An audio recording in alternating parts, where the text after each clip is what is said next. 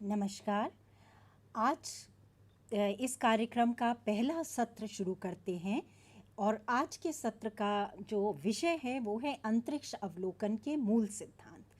तो सर्वप्रथम आज हम लोग अंतरिक्ष अवलोकन के बारे में कुछ मूल बातें करेंगे कि क्या हमें अंतरिक्ष में दिखाई देता है, कौन कौन से जो उपकरण हैं जिनको इस्तेमाल में लेके हम अंतरिक्ष के विभिन्न चीज़ों को देख सकते हैं और उनके बारे में अध्ययन कर सकते हैं।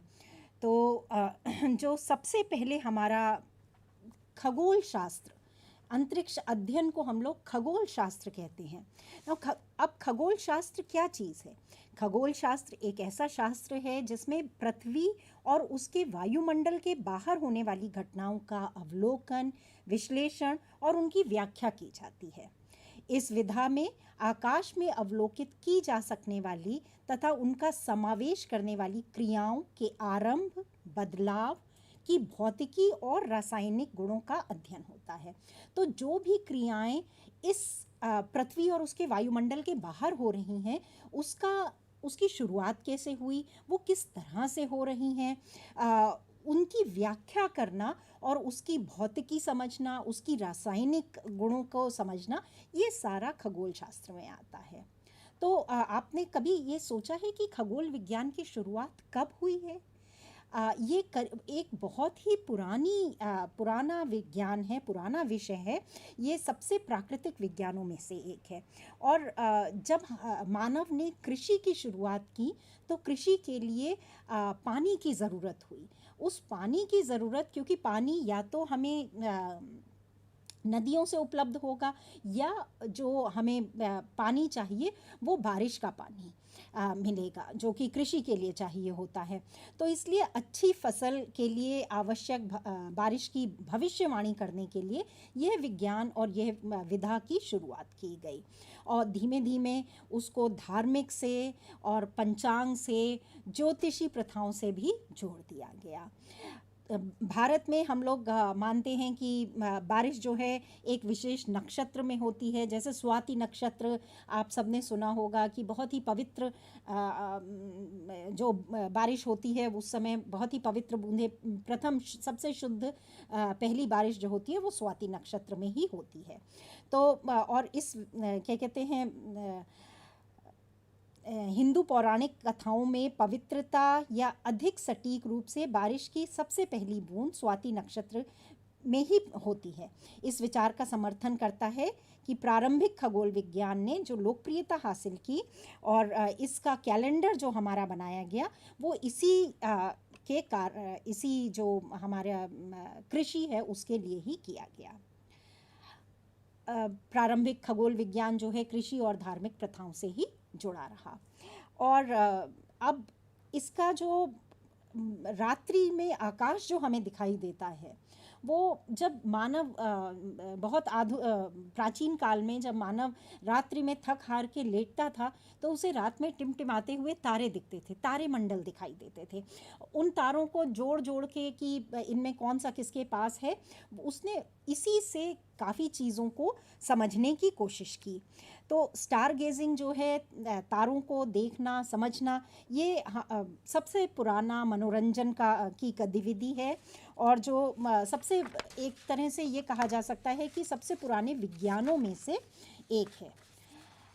रात का आकाश जो है हमेशा बदलता रहता है। अगर आप में से किसी ने ये देखा है कि रात्रि का जो रात में हमें तारे दिखाई देते हैं वो बदलते रहते हैं। कभी कोई तारा हमारे ठीक ऊपर दिखाई देता है, कभी कोई तारे का कोई राशि चक्र, कोई नक्षत्र दिखाई देता है।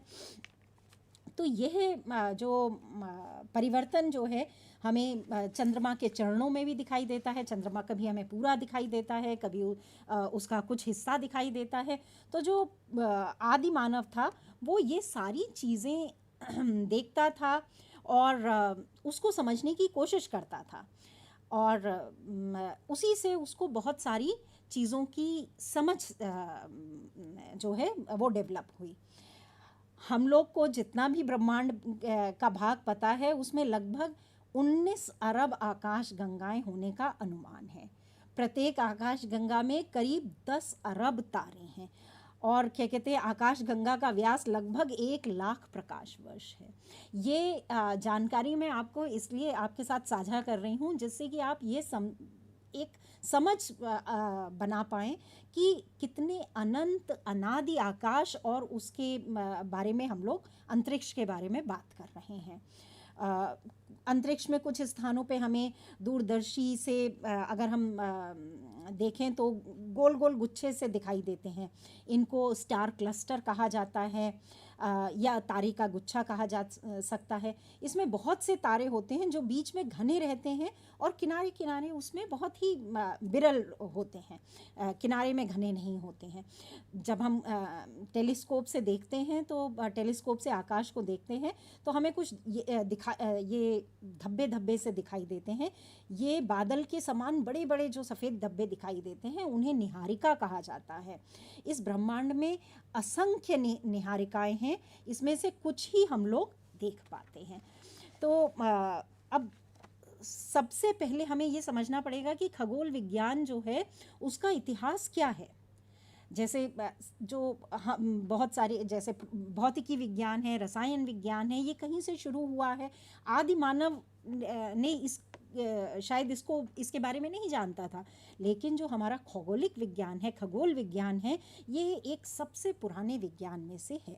इसका आरंभ जो है प्राग ऐतिहासिक काल में हो चुका था तथा प्राचीन धार्मिक एवं मिथकीय कार्यों में इसके दर्शन होते हैं।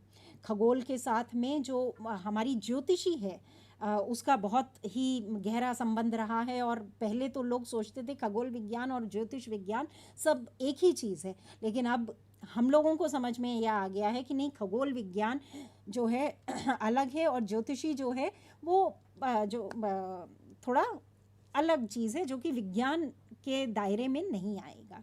प्राचीन जो खगोलविद तारों और ग्रहों के बीच में के अंतर को समझते थे। ऐसा नहीं है कि वो नहीं समझ पाते थे कि क्या एक तारा है और क्या एक ग्रह है, और ये अंतर वो कैसे समझते थे। जैसे कि हम लोगों ने ये चर्चा की है कि जो आकाश में तारे हैं वो घूमते हैं, आकाश स्थिर नहीं होता।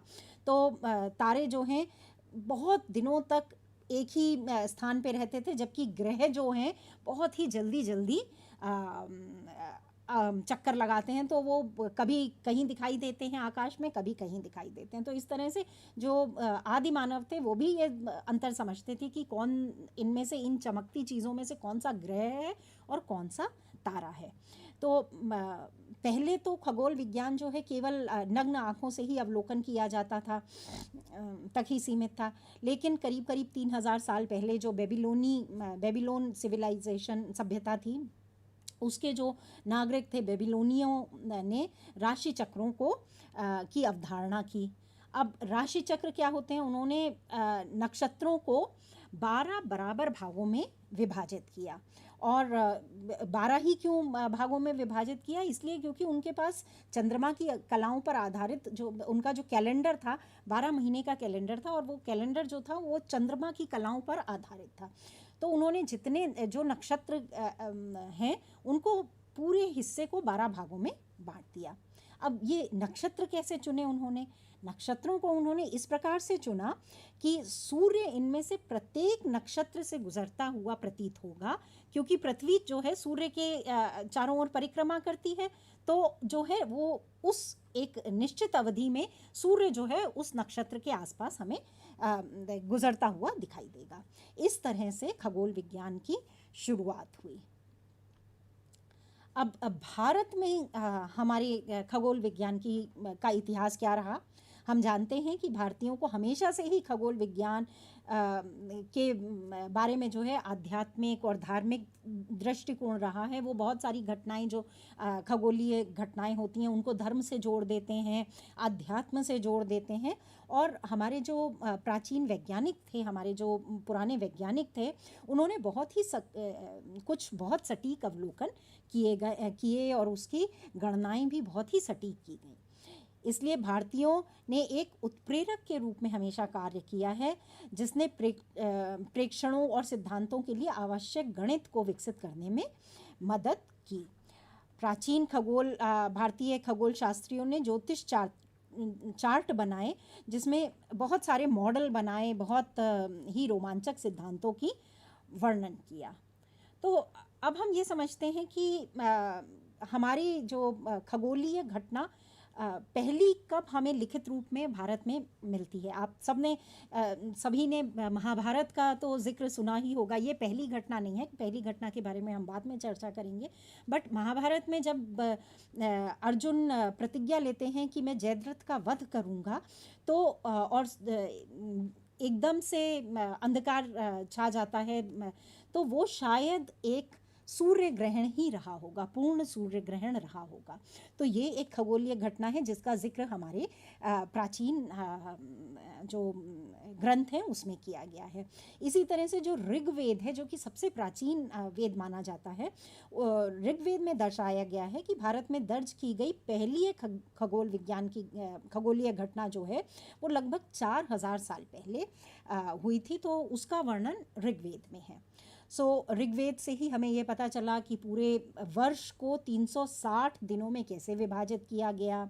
जो हमारे खगोलविद थे वो लगातार अपना कैलेंडर बदलते रहते थे।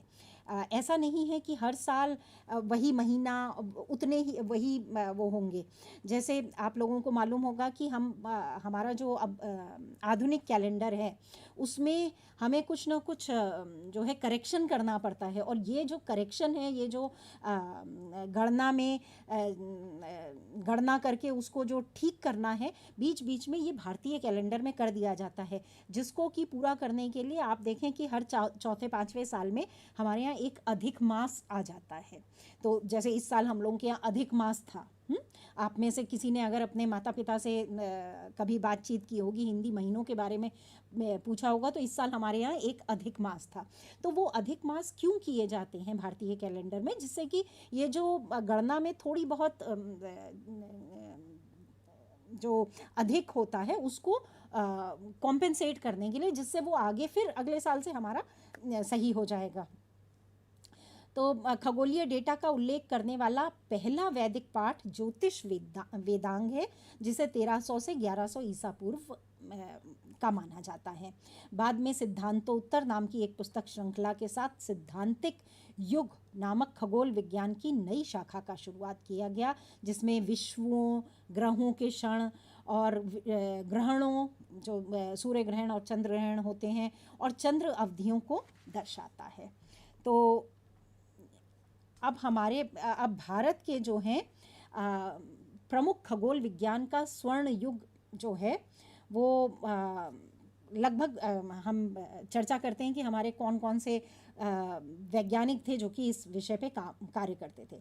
लगभग 1500 साल पहले आर्यभट्ट और अन्य भारतीय खगोलविदों ने कैलेंडर पर अधिक ध्यान केंद्रित करते हुए कठोर गणितीय दृष्टिकोण को अपनाना शुरू किया। आर्यभट्ट ने ये बताया कि पृथ्वी जो है वो सूर्य के चारों ओर घूमती है। उससे पहले लोगों का ये मानना था कि पृथ्वी जो है वो केंद्र में है और बाकी सभी जो हैं वो उसका चक्कर लगाते हैं, सूर्य भी उसका चक्कर लगाते हैं। परंतु आर्यभट्ट ने ये अपनी गणनाओं से बताया कि नहीं, सूर्य जो है वो उसका चक्कर पृथ्वी लगा रही है, और सूर्य भी स्थिर नहीं है, सूर्य भी में भी जो है वो मूवमेंट हो रहा है।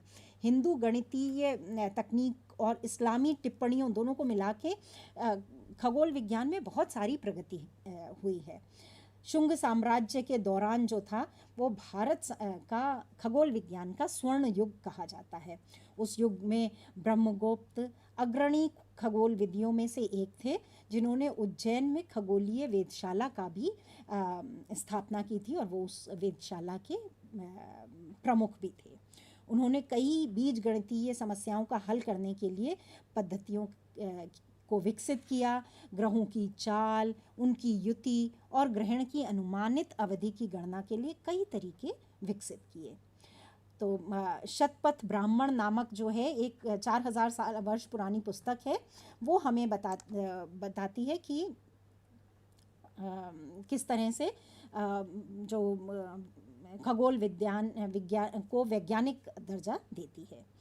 तो अब हमें ये समझना पड़ेगा, हमने मतलब बहुत सारे वो देखे हैं कि कहीं हमें खगोल विज्ञान दिखाई देता है, कहीं खगोल भौतिकी शब्द आता है। तो इन दोनों में अंतर क्या होता है?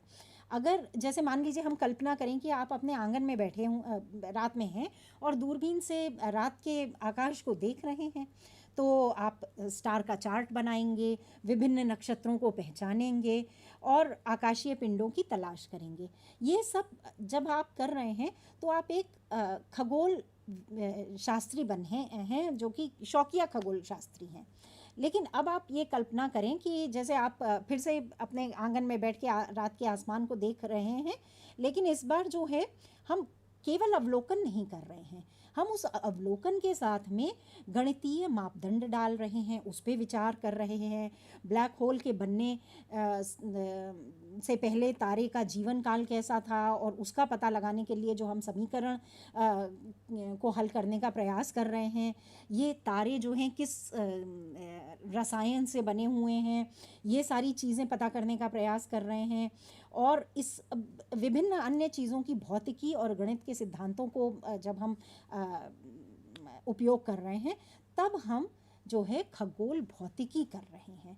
तो सरल शब्दों में अगर हम कहें तो खगोल विज्ञान जो है, विज्ञान की वो शाखा है जो आकाशीय पिंड, अंतरिक्ष और संपूर्ण भौतिक ब्रह्मांड से संबंधित है। जबकि खगोल भौतिकी जो है वो खगोल विज्ञान की एक शाखा है और वो इस पूरे ब्रह्मांड में शामिल करने वाली हर चीज़ से जुड़ी भौतिक प्रक्रियाओं पर ध्यान केंद्रित करती है। अब जो है हम खगोल विज्ञान में आगे बढ़ने से पहले हम कुछ निर्देशांक प्रणालियों के बारे में जान लेते हैं और ये चीज़ें हमें आगे काम आएंगी। क्यों हम इस चीज़ के बारे में जानते हैं? क्योंकि सबसे पहले तो हमें ये समझना पड़ेगा कि जब हम अंतरिक्ष में कुछ भी देख रहे हैं, हम पृथ्वी पे अगर कोई भी चीज़ की स्थिति को की गणना करना चाहें, उसकी लोकेशन जानना चाहें, तो हम किसी अगर जैसे आप अपने मित्रों को बताएं कि आपका घर कहाँ है, तो आप बताएंगे कि इस सड़क पे है, उस गली में आइए, ऐसे आना है ना। लेकिन अंतरिक्ष में तो अगर हमें किसी तारे की स्थिति पता करनी है तो वहाँ पे ना सड़कें हैं, ना गलियाँ हैं, ना शहर हैं, तो हम किस प्रकार से करेंगे? तो ये सब करने के लिए हमें निर्देशांक पद्धति चाहिए।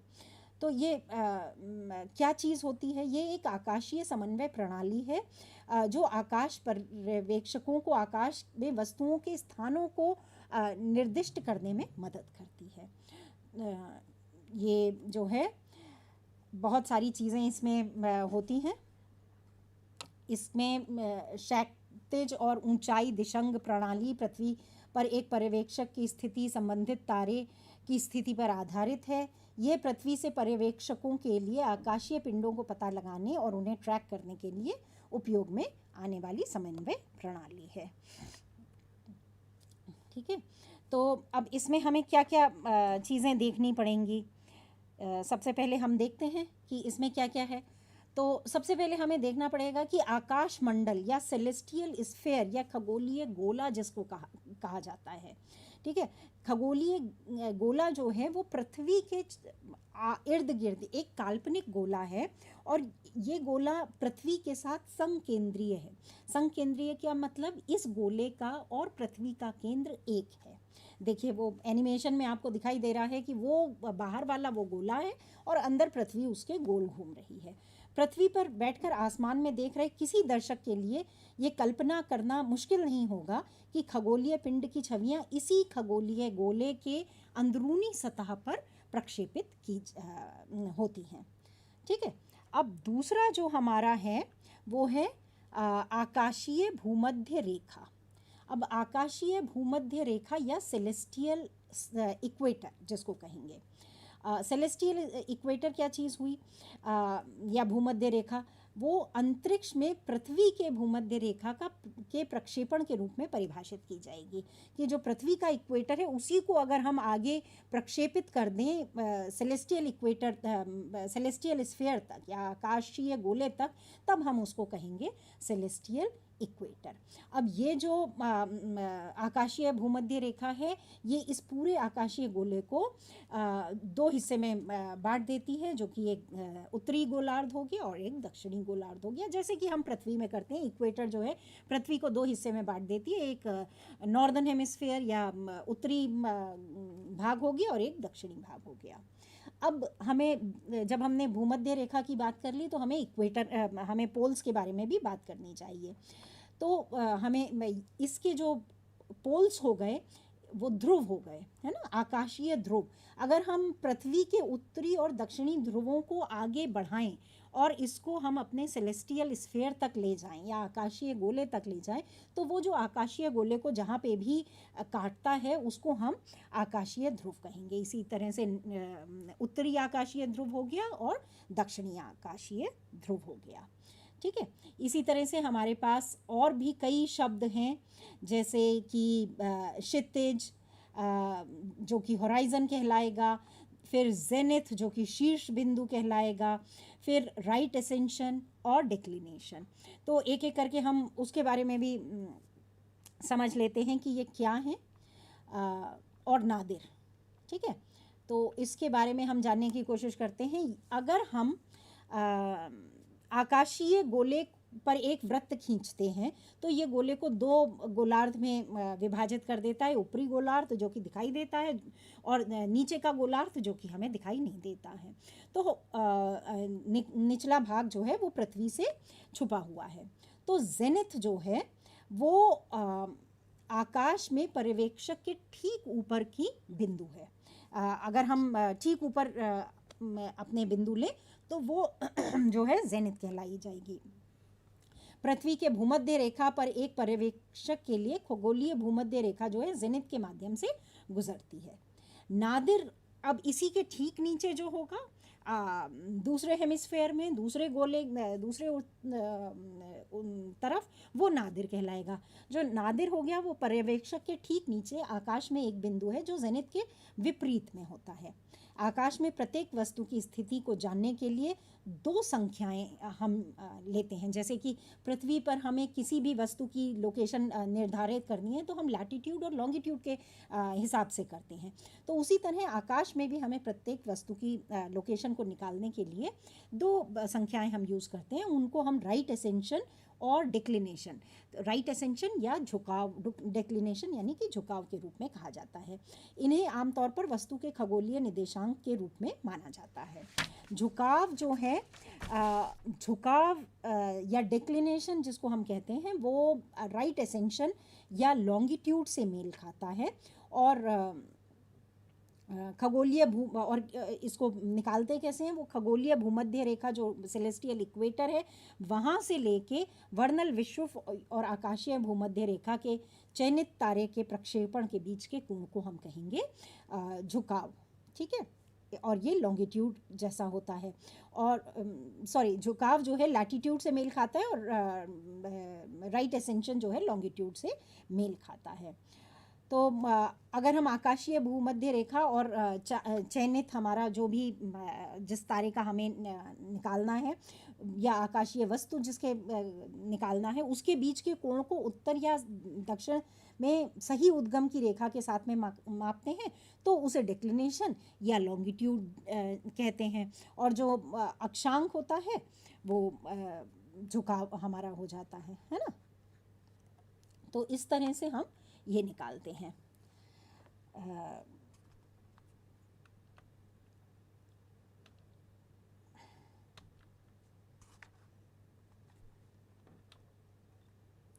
तो इसी को इस में भी दिखाया गया है कि किस तरह से जेनिथ हो गया, किस तरह से क्या कहते हैं, जेनिथ हमारा कहाँ पे दिखाई देगा अगर हम पोल पे खड़े हैं और अगर हम इक्वेटर पे खड़े हैं और अगर हम बीच के किसी भी लैटिट्यूड पे खड़े हैं। ठीक है, इसी तरह से इक्विनॉक्स भी एक जो टर्म है वो आता है। इक्विनॉक्स क्या होता है, इक्वी माने बराबर का, जहाँ पे और नॉक्स माने रात्रि, है ना। तो जहाँ पे रात्रि और दिन बराबर के होते हैं उसे इक्विनॉक्स कहा जाता है। तो हमारे पास एक वर्नल इक्विनॉक्स होता है और एक ऑटम का इक्विनॉक्स होता है जिसकी जो तिथि भी हमारी निश्चित है, जो कि मार्च 20-21 को वर्नल इक्विनॉक्स होगा, और जो ऑटम इक्विनॉक्स होगा वो सितंबर 22-23 को होगा। ये जो है इसमें क्या होता है, अगर हम इसी को आगे प्रक्षेपित करें तो जो जहाँ पे सेलेस्टियल स्फीयर से ये काटेगा वो हमारा इक्विनॉक्सेस बन जाएंगे। इसी तरह से सॉलिसिट भी होते हैं। सॉलिसिट माने जहाँ पे कि दिन या रात सबसे छोटा या सबसे बड़ा होता है। जैसे समर सॉलिसिट में दिन सबसे बड़ा होगा और रात्रि सबसे छोटी होगी, और विंटर सॉलिसिट में दिन सबसे छोटा होगा और रात्रि सबसे बड़ी होगी। ये तिथियां भी हमारे यहाँ निश्चित हैं कि किस तिथि पे होगा। जब अगर हम तारों को देखें कि तारे किस प्रकार से हमें अगर हम रोज़ ही एक तारे का जो है वो लोकेशन आकाश में उसकी निकालें तो क्या हमें दिखाई देगा कि हमारे कंपैरिजन में, हमारे उसमें हमारे से जब हम कंपेयर करते हैं तो तारों की स्थिति बदल रही है। तारे जो हैं मूव करते हुए दिखाई देंगे अलग अलग दिन में। तो उनकी अगर हम अलग अलग दिन में स्थिति देखें तो अगर हम अब ये जो मूवमेंट है तारों का, इसको हम स्टार ट्रेल्स कहते हैं कि तारे किस प्रकार से चलते हुए हमें दिखाई देते हैं अगर हम रोज़ ही एक तारे को देखते हैं। तो जो अब ये स्टार ट्रेल्स जो हैं वो भी हर जगह एक जैसे नहीं दिखाई देते हैं। अगर हम पोल पे खड़े होकर देखते हैं तो हमें तारे अलग तरह से चलते हुए दिखाई देते हैं, स्टार ट्रेल्स अलग होती हैं। अगर हम इक्वेटर पे खड़े होते हैं तो हमें वर्टिकल दिखाई देती हैं, हमें बिल्कुल सीधी दिखाई देती हैं। अगर हम ना पोल पे हैं ना इक्वेटर पे हैं, हम कहीं बीच में हैं तो हमें स्टार की जो ट्रेल है वो इस प्रकार से दिखाई देती है। ठीक है, तो अब देखते हैं कि हमारे पास कौन कौन से जो उपकरण होते हैं जिससे कि हमारे जो प्राचीन वैज्ञानिक थे, जो प्राचीन लोग थे, वो प्राचीन काल में कौन कौन से खगोलीय उपकरण यूज़ करते हैं। तो प्राचीन काल में रात के आकाश का अध्ययन करने के लिए कुछ उपकरण जो हैं उन पे अब हम चर्चा करते हैं। सबसे पहले हम चर्चा करेंगे सन डायल। तो सन डायल, मुझे उम्मीद है कि आप में से कई लोगों ने ये देखा होगा कि किस तरह से सन डायल बनाया जाता है, और हिंदुस्तान में, भारत में तो हमारे यहाँ कई जगह सन डायल हैं। तो सन डायल का हम प्रयोग किस लिए करते हैं? सन डायल समय पता करने के लिए प्रयोग में किए जाते थे। और मतलब इस समय जब घड़ियाँ नहीं होती थी तो इस सूरज को देख के कि सूरज का किस ऑल्टीट्यूड पे है, सूरज अभी किस जगह पे है, उससे देख के कि अभी क्या समय हो रहा है। तो सन डायल समय पता करने के लिए उपयोग में लिए जाने वाले उपकरणों में से एक है। और इस कुछ अर्धगोलीय सन डायल भी हुआ करते थे जिन्हें अर्धचक्र के रूप में भी जाना जाता है। नई दिल्ली में आपको मालूम होगा, ये जो मैंने चित्र दिखाया है ये जंतर मंतर खगोलीय वेधशाला जो है वहाँ पे ये सन डायल है, और ये जो है यूनेस्को द्वारा विश्व धरोहर स्थल भी मार्क किया गया है। भारत में हमारे पास 5 जगह जंतर मंतर बने हैं। आपको क्या उन जगहों के नाम पता हैं? नहीं भी पता हैं तो आप इस के बाद जाके पता भी कर सकते हैं, अन्यथा मैं भी बताती हूँ। ये जो 5 जंतर मंतर हैं जहाँ पे सन डायल हैं, एक जयपुर में है, नई दिल्ली जिसका कि मैं आपको दिखा ही रही हूँ, एक वाराणसी में है, एक उज्जैन में है और एक मथुरा में है। इन सभी जगहों में प्रसिद्ध सन डायल है। और इसमें से जो जयपुर वाला सन डायल है वो तो बहुत ही बड़ा है। वो तो शायद विश्व के सबसे बड़े सन डायल में से माना जाता है। अगला उपकरण जिसकी हम चर्चा करेंगे वो है यष्टि यंत्र और गोल यंत्र। तो आप में से बहुत लोग शायद इसके बारे में ना जानते हो। सन डायल तो बहुतों ने देखा हुआ है, और इनका यष्टि यंत्र का उपयोग जो है हम वस्तु की ऊंचाई, मतलब ऑल्टीट्यूड जानने के लिए, मतलब जो आकाश में वस्तुएं हैं उनके ऑल्टीट्यूड जानने के लिए और ग्रहों के अक्षांश देशांतर की गणना के लिए हम गोल यंत्र का इस्तेमाल करते हैं। तो भास्कराचार्य जो थे वो एक भारतीय खगोल शास्त्री और गणितज्ञ थे। उन्होंने 1114 से 1185 ईस्वी की अवधि में वो यहाँ पे थे। उन्होंने सिद्धांत शिरोमणि नामक एक पुस्तक लिखी थी। उसमें ग्रहों की स्थिति, ब्रह्मांड विज्ञान, भूगोल जैसी अन्य खगोलीय घटनाओं पर अपनी टिप्पणी लिखी हुई है, दर्ज की है। लल्ला जी, श्रीपति जैसे गणितज्ञ जो हैं, बहुत सारे हमारे यहाँ गणितज्ञ हुए हैं। उन्होंने यस्त यंत्र या स्टिक मशीन का क्या कहते हैं कि को विकसित किया। और भास्कराचार्य ने क्या किया कि इससे गणना, अपनी अनूठी गणना पद्धति विकसित की। तो इस मशीन में क्या होता है, इसमें एक छड़ी होती है जिसे धुरी पर घुमाया जाता है और किसी को वस्तु के ऊपर और नीचे पर ध्यान केंद्रित करना होता है और बोर्ड पर 2 रेखाएं खींचनी होती हैं। 2 रेखाओं के साथ त्रिभुज का निर्माण किया जाता है और फिर वस्तु की ऊंचाई के बारे में गणना की जाती है। बहुत ही सरल गणनाएं हैं, लेकिन मतलब बहुत ही क्रांतिकारी गणना है, उसी से हम वो कर सकते हैं। और गोल यंत्र जो है वो भी एक अन्य यंत्र है जो कि तारे की स्थिति के लिए किया जाता था, उपयोग में लिया जाता था। गोल यंत्र जो है आकाशीय क्षेत्र का त्रिआयामी प्रदर्शन मॉडल है। इसने दिखाया कि खगोल विज्ञान में विभिन्न बड़े वृत्तों का उपयोग कैसे किया जा सकता है। ग्रहों के अक्षांक और देशांतर को मापने के लिए यह विशेष लाभकारी था। और यहाँ पे जो दिखाया है ये एक गोल यंत्र का मॉडल दिखाया गया है। अगला यंत्र जिसके बारे में हम चर्चा करेंगे वो है सेक्सेंट। आप क्या जानते हैं कि ये सेक्सेंट का उपयोग किस चीज़ के लिए किया जाता है? सेक्सेंट जो है एक नेविगेशन का उपकरण है। नेविगेशन के बारे में तो आप सब जानते ही हैं कि मतलब एक जगह से दूसरी जगह जाने के लिए हमें कितने कोण पे जाना है, ये सारी जो आजकल हम लोग जीपीएस से करते हैं।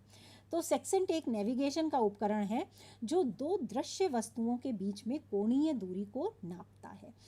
2 वस्तुएं जिनको हम देख पा रहे हैं उनके बीच में कितना कोण बन रहा है उसको नापता है। तो एक इसी तरह से जो हम पृथ्वी पे भी सेक्सेंट को यूज़ कर सकते हैं, का उपयोग कर सकते हैं, और खगोलीय विज्ञान में भी हम सेक्सेंट का उपयोग करते हैं। तो खगोलीय सेक्सेंट का प्राथमिक उपयोग एक खगोलीय वस्तु और क्षितिज के बीच में, हॉराइजन और उस वस्तु के कोण के बीच में नापने के काम में आता था। यह मुख्य रूप से क्षितिज के ऊपर सूर्य और तारों की ऊंचाई को नापता था। सेक्सेंट जो है 3 प्रकार के होते हैं। नॉटिकल सेक्सेंट जो मुख्य रूप से सूर्य और चंद्रमा जैसे आकाशीय पिंडों के अक्षांकों को मानता है। बॉक्स सेक्सेंट जो कि हॉरिजॉन्टल और वर्टिकल दोनों कोणों को मापता है। और जो है तीसरा हो गया साउंडिंग सेक्सेंट जो कि नॉटिकल सेक्सेंट की तुलना में एक व्यापक इंडेक्स ग्लास है। यह मुख्य रूप से जल निकायों की गहराइयों को मापता है। अच्छा, अब ऐसा नहीं है कि सभी खगोल जो प्राचीन खगोल वैज्ञानिक थे वो पुरुष ही थे। महिलाओं ने भी काफ़ी इस विषय में, इस विज्ञान में बहुत अपना योगदान दिया है। तो क्या आप प्रारंभिक आधुनिक युग की पहली महिला खगोल शास्त्री के बारे में जानते हैं? ये जो हैं ये हैं एलिजाबेथ कैथरीन। डेंजिंग की एलिजाबेथ कैथरीन थी जो कि सन 1647 में डेंजिंग में पैदा हुई थी। और इनके पति जब प्रसिद्ध जो इनके पति थे वो जोहानस हेविलेस के साथ में ऑक्टेंट और सेक्सेंट पे काम करती थी और वो पहली महिला खगोल शास्त्रियों में से एक थी। और इन्होंने धीरे धीरे इनकी खगोल विज्ञान में रुचि विकसित हुई और बाद में हेविलेस से इन्होंने शादी की। पहले ये उन्हीं के साथ उनकी वेधशाला में काम करती थी, फिर बाद में उन्होंने उनसे विवाह भी कर लिया और ये पहली ही महिला खगोल वैज्ञान विधियों में से हैं। अब हम जो चर्चा करेंगे वो हम तारे मंडलों के बारे में चर्चा करेंगे। तो पहले जब बहुत सारी भविष्यवाणियाँ जो हैं, ज्योतिष, क्योंकि हमने ये चर्चा की ना कि जो खगोल विज्ञान है वो ज्योतिषी से काफ़ी समय तक एक जुड़ा रहा। तो पहले जो राशियों के बारे में चर्चा होती थी, बातें होती थी, वो राशियाँ क्या होती थी? राशियाँ जो हैं वो नक्षत्र या तारों का समूह हैं। और अभी भी जो ज्योतिष हैं वो उन राशियों का उपयोग करके करते हैं अपने उसमें। तो जब हम नग्न आँखों से देखते हैं तो जो खगोलीय पिंड हमें सबसे पहले, सबसे स्ट्राइकिंग होते हैं, सबसे ज़्यादा दिखाई देते हैं, वो सबसे पहले नक्षत्र दिखाई देते हैं। और सभी संस्कृति, जितने भी पुराने हमारी सभ्यताएं हैं, इससे काफ़ी आकर्षित रहीं और इससे काफ़ी जुड़ी रहीं। तो जो है हमारे पूर्वज जो हैं तारों में पैटर्न ढूंढते थे कि कौन सा तारा किस तारे के पास में है, और उसको जोड़ जोड़ के विभिन्न विभिन्न जो हैं छवियां शेप बनाते थे, आकार देने लगते थे कि अच्छा ये इससे जुड़ा हुआ है, ये एक चतुर्भुज जैसा लग रहा है, ये ऐसा दिख रहा है। तो उसका पैटर्न का इस्तेमाल करते थे, और इन्हीं नक्षत्रों को देख के वो नेविगेशन के लिए भी उसे यूज़ वो करते थे। जब वो उसमें छवियां बनाते थे तो वो क्या करते थे कि नायकों और प्रतीकों को सितारों में प्रक्षेपित कर देते थे, जो एक बहुत अच्छे नायक हुए। वो कहते, हम लोग कहते भी हैं कि जब कोई बड़ा आदमी की मृत्यु हो जाती है तो वो तारा बन जाता है। हम अपने बच्चों को भी इसी प्रकार से बताते हैं। तो ये अपनी संस्कृति और विश्वासों को जो है वो आकाश के जो आकाशीय पिंड हैं उनसे भी जोड़ के रखते थे। इसी प्रकार से, इसी तरह से नक्षत्रों की शुरुआत हुई, नक्षत्रों का अस्तित्व हुआ। तो जो एक ग्रीक दार्शनिक थे टॉलमी, उन्होंने आकाश में अपने समय में 48 नक्षत्रों की पहचान की और उनकी सूचीबद्ध किया, उनकी पूरी लिस्टिंग की, उन्हें सूचीबद्ध किया। उनके नोट्स जो हैं वो खगोल विज्ञान में एक बेंचमार्क बन गया और बहुत सदियों तक उसी का उपयोग किया गया। अंतर्राष्ट्रीय स्तर पर आज जो हम लोग मानते हैं 88 तारामंडल हैं, और क्या कहते हैं, इसमें 88 तारामंडल हैं। और नक्षत्रों को पहचान करने के लिए हमने ऐप भी, मानव ने एक ऐप भी बना लिया है। एक बहुत अच्छा ऐप है स्टेलरियम, तो आप भी अपने फ़ोन में उसे डाउनलोड कर सकते हैं और अपने घर की छत पे खड़े होके वो आपके लोकेशन के हिसाब से आपको ये बताता है कि कहाँ कौन सा तारा है, कौन सा नक्षत्र है। तो वो नक्षत्रों को पहचान करने के लिए आम जन जो है नक्षत्रों को किस प्रकार से पहचाने, इसके लिए ये ऐप है। पुराने दिनों में बोले गए शब्दों के माध्यम से पीढ़ियों को ज्ञान दिया जाता था, और विभिन्न नक्षत्रों को पहचानने के लिए बहुत सारी कथाएं, बहुत सारी कहानियां उनसे जोड़ दी गई थी। और हम लोग आगे चर्चा करेंगे। एक ओरियन तारामंडल था है जिसमें कि एक शिकारी है, उसका कुत्ता है, और वो शिकारी जो है वो सीरियस एंड्रोमेडा से बचने के लिए वो एक जो स्कॉर्पियन है उसको मार देता है। और बहुत सारी कहानियाँ जो हैं। और जब ओरियन उगता है तो जो वो स्कॉर्पियन है वो अस्त होता है। तो क्योंकि जो कहानी उन्होंने बनाई है वो ओरियन जो शिकारी है उसने उस स्कॉर्पियन जो वृश्चिक है उसको मारा है। तो जब ओरियन उगता है आकाश में तो वो वृश्चिक जो है अस्त होता है। तो ये सारी कहानियाँ जो है उससे जुड़ी हुई हैं। भारत में भी बहुत सारे पौराणिक कथाएं हैं जो कहानियों से जुड़ी हुई हैं। जैसे हमें मालूम है ध्रुव तारा है ना, वो एक ही जगह पे दिखाई देता है। हम अभी आगे उसके बारे में चर्चा करेंगे। तो आपने अपने माता पिता से इस तरह की बहुत सारी कहानियाँ सुनी होंगी। तो अब हम जरा नक्षत्रों के बारे में चर्चा करते हैं। तो सबसे पहले जो सबसे बड़ा हम लोग कभी भी हम अगर उत्तरी नॉर्दर्न हेमिस्फीयर में हैं तो ये बहुत आसानी से दिख जाता है। ये है सप्तऋषि। यह तकनीकी रूप से एक तारामंडल नहीं है बल्कि एक बिग डिपर जो तारामंडल है उसका एक हिस्सा है। तो क्या कहते हैं, ये बिग डिपर जो है उत्तरी गोलार्ध में बहुत ही आसानी से दिखाई दे जाता है, और इसी को बेसिस लेके फिर बाकी तारों की क्या कहते हैं पुष्टि करते हैं और तारों को देखते हैं, तारों को समझते हैं। ये गर्मी के महीने में आकाश के सबसे उत्तरी भाग में आसानी से देखा जा सकता है। जैसे हम बिग डिपर का पता लगाते हैं, हम देख सकते हैं कि बिग डिपर का जो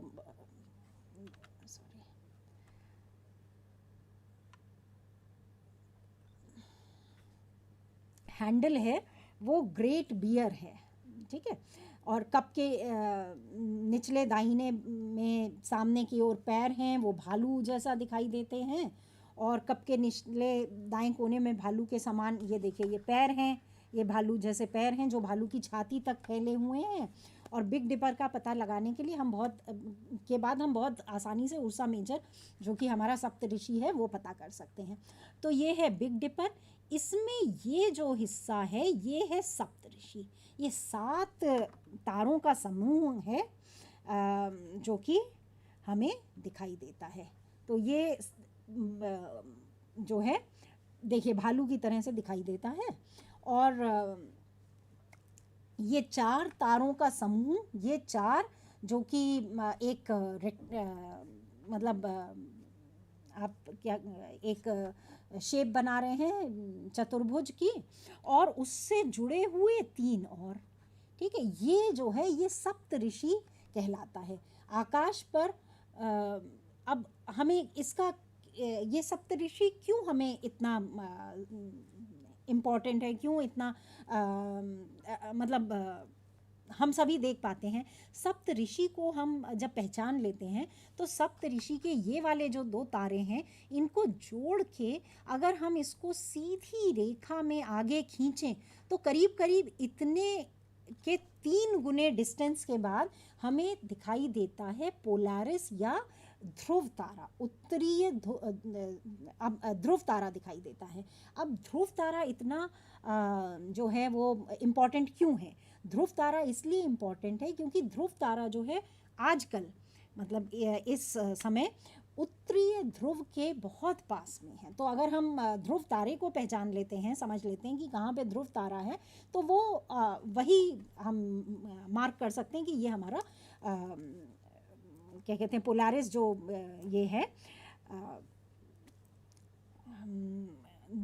नॉर्दर्न पोल के पास में है। और अब इसको अभी तक जैसे हमने बात की कि सारे तारे जो हैं आकाश में घूमते हैं, हमें अलग अलग समय पे अलग अलग महीनों में अलग अलग जगह पे दिखाई देते, लेकिन ये जो उत्तरी ध्रुव तारा है ये एक ही जगह रहता है। ये बहुत ही धीमी गति से थोड़ा सा मूव करता है। तो रात्रि के समय हमें ऐसा दिखाई देता है कि इसी पोल के चारों ओर में सारे तारे घूमते हुए दिखाई देते हैं। ये देखिए इस तरह से ये है हमारा नॉर्थ स्टार, है ना। और गर्मियों में ये इस तरह से दिखाई देता है, जाड़ों में इस तरह से दिखाई देता है, स्प्रिंग के समय ये ऐसा दिखाई देता है। तो ये जो पोलारिस है ये अपनी जगह पे स्थित है और बाकी तारे सारे इसके चारों ओर घूमते हुए दिखाई देते हैं। और क्या कहते हैं, और एक बार हमने मतलब जो भी यात्री लोग जो समुद्र में यात्रा करते हैं वो एक बार पोलारिस को ढूंढ लेते हैं और उसके बाद उससे दिशाओं की पुष्टि कर लेते हैं कि किस दिशा में है। अब जो अगला तारामंडल हम लोग जिसके बारे में चर्चा करेंगे वो है ओरियन दी हंटर। तो ये भी जो ओरियन तारामंडल है ये भी रात के आसमान में बहुत ही आसानी से दिखने वाले तारेमंडल में से है। अब आप देखिए ये एक हंटर की तरह से दिखाई देता है। ये बेल्ट है हंटर की जिसमें 3 तारे दिखाई दे रहे हैं। शिकारी की बेल्ट की सीधी रेखा बनाने वाले ये 3 तारे हैं। ये अगर हम इसके हाथ से इसकी शिकारी की कांख से ऊपर बढ़ते हैं तो हमें 3 चमकीले तारे दिखाई देंगे। ये यहाँ पे तो शिकारी के बगल में एक चमकीला तारा है, ये देखिए ये शिकारी के बगल में चमकीला तारा है। और फिर आगे भी इसी तरह से हम पूरे शिकारी का शरीर बना सकते हैं, उसकी जो ये तलवार लटकी हुई है वो बना सकते हैं। इसके पीछे इन्होंने कहानी क्या, ओरियन दी हंटर के पीछे कहानी ये है कि अपनी शिकार की क्षमताओं में वो विश्वास रखते थे कि मैं तो बहुत बढ़िया शिकारी हूँ। तो ओरियन ने ये घोषणा की कि वह दुनिया के हर जानवर को मार डालेगा। तो पृथ्वी की जो देवी हैं गाय माता, तो उन्होंने ओरियन के दावों से क्रोधित होकर उसको मारने के लिए एक बिच्छू भेजा, एक जो है वो स्कॉर्पियन भेजा। तो ओरियन को की मृत्यु हो गई। उसके बाद फिर ओरियन की मृत्यु के बाद जीएस ने जो है बिच्छू के साथ उसे तारामंडल में बदल दिया, क्योंकि वो इतना शक्तिशाली था इसलिए। ठीक है, तो ये देखिए अब जो अगला तारामंडल जिसके बारे में हम बात करेंगे वो है मिथुन राशि। मिथुन राशि में जो है ये 17 मुख्य तारे हैं। इसमें से बहुत सारे तारे जो हैं इसमें हैं, लेकिन जो सबसे इम्पॉर्टेंट तारे हैं वो है कैस्टर, पॉल्क्स जो हैं। ये जब हम ये दो इसके बहुत ही इम्पॉर्टेंट, बहुत ही चमकीले तारे हैं। शक्तिशाली दूरबीन से जब हम देखते हैं तो हम देखते हैं कि कैस्टर एक तारा नहीं है, बल्कि ये एक 6 तारों का समूह है। इसी तरह से पॉल्स जो है वो भी क्या कहते हैं, एक तारा नहीं है, वो एक बड़ा पॉल्क्स तारा है, उसके चारों ओर एक बड़ा ग्रह जो है वो चक्कर लगा रहा है।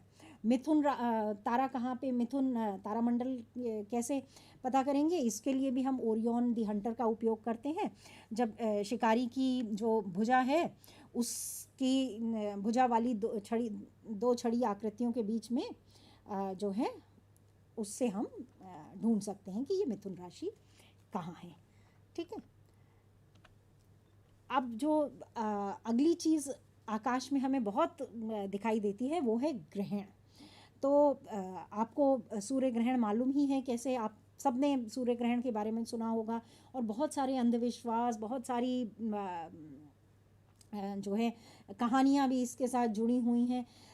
था क्या कि जब बहुत ही प्राचीन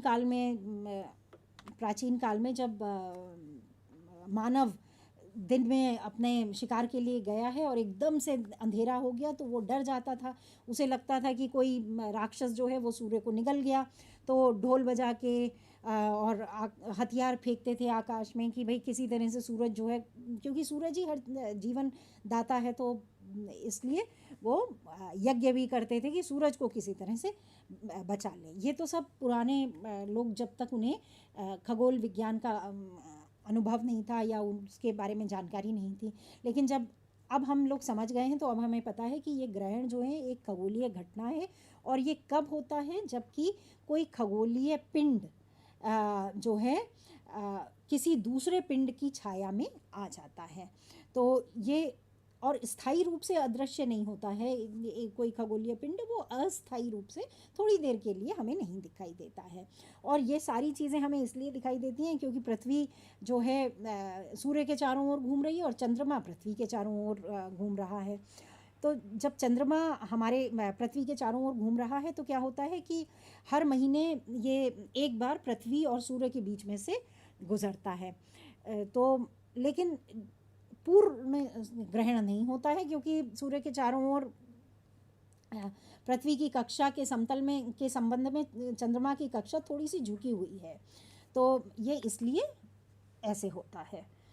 अब सवाल ये बनता है कि सूर्य ग्रहण होता कैसे है। पूर्ण सूर्य ग्रहण कब होता है, जब कि चंद्रमा के कारण पूरा सूर्य हमें ना दिखाई दे। अब ऐसा कैसे हो सकता है, सूर्य तो बहुत बड़ा है, चंद्रमा बहुत ही छोटा है। सूर्य करीब 400 उसका व्यास जो है 400 गुना बड़ा है चंद्रमा से। तो ये इस वजह से होता है क्योंकि सूर्य जो है 400 गुना दूर भी है हमसे। तो क्या होता है कि जब पृथ्वी पे कोई व्यक्ति देख रहा है चंद्रमा और सूर्य दोनों को, तो जो कोण बन रहा है आकाश में, कोणीय आकार जो बन रहा है वो दोनों का करीब करीब बराबर बनता है। तो पूर्ण सूर्य ग्रहण के समय पे पूरा सूरज ढक जाता है और केवल बाहर का कोरोना दिखाई देता है। अब हम देखते हैं कि ये आंशिक और पूर्ण सूर्य ग्रहण किस प्रकार से होते हैं, तो ऐसा क्यों होता है। तो पृथ्वी के चारों ओर जब चंद्रमा चक्कर लगा रहा है तो वो एक पूरी उसकी जो सर्कुलर ऑर्बिट नहीं है, मतलब पूरा वृत्त जैसे कहेंगे, सर्कल कहेंगे, वो नहीं है, बल्कि एक एलिप्स में चक्कर लगा रहा है, दीर्घ वृत्त जिसको कहते हैं। तो चंद्रमा कभी पृथ्वी के करीब होता है और कभी दूर होता है।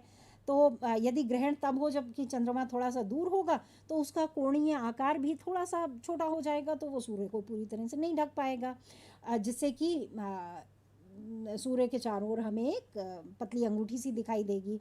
और जिसे कि हम क्या कहते हैं, वो आप लोगों ने बहुत सारी ऐसी न्यूज़ में और उस सब में देखा होगा। इस परिदृश्य में प्रकाश का यह चमकीला वलय सूर्य के कोरोना को देखने से रोक लेता है। और कभी कभी जो है चंद्रमा की छाया का केंद्र पूरी तरह से पृथ्वी से छूट जाता है और नहीं दिखाई देता है। तो कभी सूर्य ग्रहण हमें पूर्ण दिखाई देता है, कभी आंशिक दिखाई देता है, और ये सारा होता है इस वजह से कि जो चंद्रमा है कभी हमारे पास में है, कभी दूर है।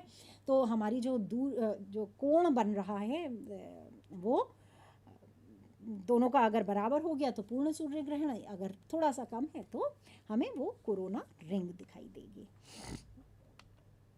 अब ग्रहण ये कोरोना रिंग है। और हम लोगों ने सभी ने सुना है कि जब सूर्य की किरणें, जब ऐसा सूर्य ग्रहण हो रहा है तो हमें नग्न आँखों से इसको नहीं देखना है, इससे आपकी दृष्टि कमज़ोर हो जाएगी। ये सब हमें अंधविश्वास है। वास्तविकता ये है कि होता क्या है कि जब हमारी आँखें, जब पूर्ण सूर्य ग्रहण है तो बिल्कुल अंधकार सा हो गया, तो हमारी आँखों की जो प्यूपिल है वो डायलेट हो जाता है, वो फैल जाता है, जिससे कि ज़्यादा रोशनी अंदर जाए। और एकदम से जब चंद्रमा हटता है और सूर्य की रोशनी हमारी आंखों में पड़ती है तो वो तेज़ रोशनी एकदम से पड़ जाती है, जिसकी वजह से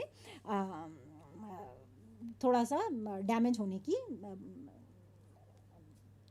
रेटिना जो है वो थोड़ा ख़राब हो सकता है। तो इसलिए हमें सन गॉगल्स या मास्क है उसको जो है वो टेलीस्कोप से देखें या किसी मतलब ऐसे उपकरण से ही देखें। अब हम चंद्र ग्रहण के बारे में चर्चा करेंगे। जैसे ही सूर्य ग्रहण होता है वैसे ही चंद्र ग्रहण होता है। इसमें क्या है कि जो चंद्रमा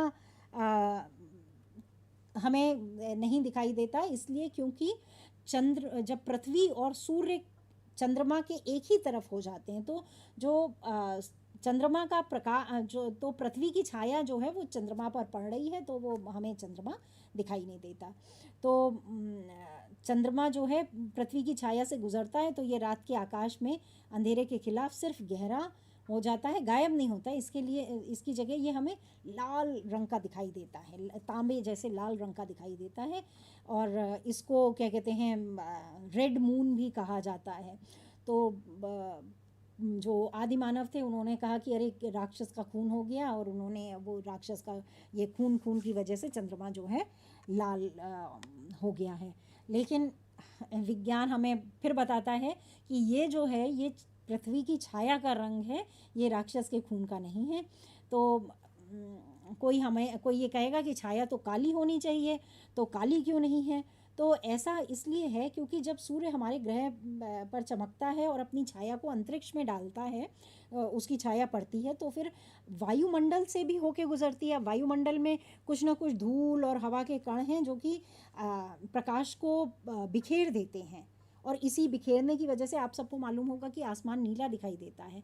तो ये लाल रोशनी को छोड़ के बाकी लाल, क्योंकि लॉन्ग वेवलेंथ है उसको वो छूट जाती है और बाकी सारी वेवलेंथ जो है वो बिखर जाती है। तो इसे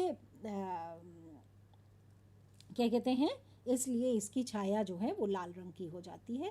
और छाया के दो हिस्से रहते हैं, जो बीच का हिस्सा है वो आंतरिक छाया, और जो बाहर का हिस्सा है वो उपछाया कहलाया जाता है।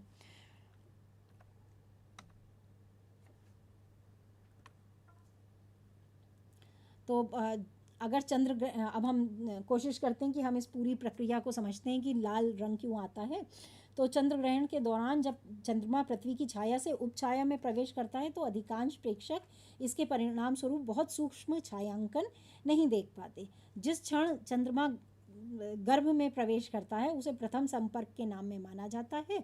इसके तुरंत बाद पृथ्वी की छाया को धीरे धीरे चंद्रमा की डिस्क पर अतिक्रमण करते हुए देखा जा सकता है और पश्चिमी किनारे से रेंगते हुए दिखाई देती है। जबकि चंद्रमा गर्भ में प्रवेश कर रहा है तो पर्यवेक्षक जो हैं पृथ्वी की छाया के घुमावदार आकार को देखते हैं और इसी से क्या कहते हैं धीमे धीमे चंद्रमा जो है पृथ्वी की छाया में पूरी तरह डूब जाता है और बिल्कुल लाल गहरे रंग में दिखाई देता है। तो जब समग्रता हो रही होती है तो समग्रता के दौरान जो है चंद्रमा का प्रकाश बहुत मंद हो जाता है। तो आप आकाश में अन्य वस्तु को देख सकते हैं जो कि चंद्रमा के प्रकाश की वजह से हमें नहीं दिखाई देती। तो अगर हम चंद्रमा पूरी तरह से इसमें प्रवेश नहीं करता है अम्बरा में तो उसे आंशिक चंद्र ग्रहण कहा जाता है। चंद्र ग्रहण जो है वो केवल पूर्णिमा के दिन होता है और प्रतिवर्ष 4 चंद्र ग्रहण हो सकते हैं। आमतौर पर कुल आंशिक और जो ज़्यादातर आंशिक होते हैं, पूर्ण चंद्र ग्रहण बहुत कम होते हैं। तो ये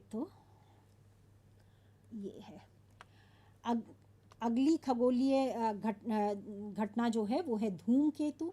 धूमकेतु क्या होते हैं? धूमकेतु का नाम भी हम सब ने बहुत सुना है। धूमकेतु जो सौरमंडल के बहुत गहराई में बनते हैं, तो जब कोई बल उन्हें सूर्य की ओर अपनी कक्षा से बाहर नहीं कर देता तब तक वे विशाल लंबी कक्षाओं में यात्रा करते रहते हैं।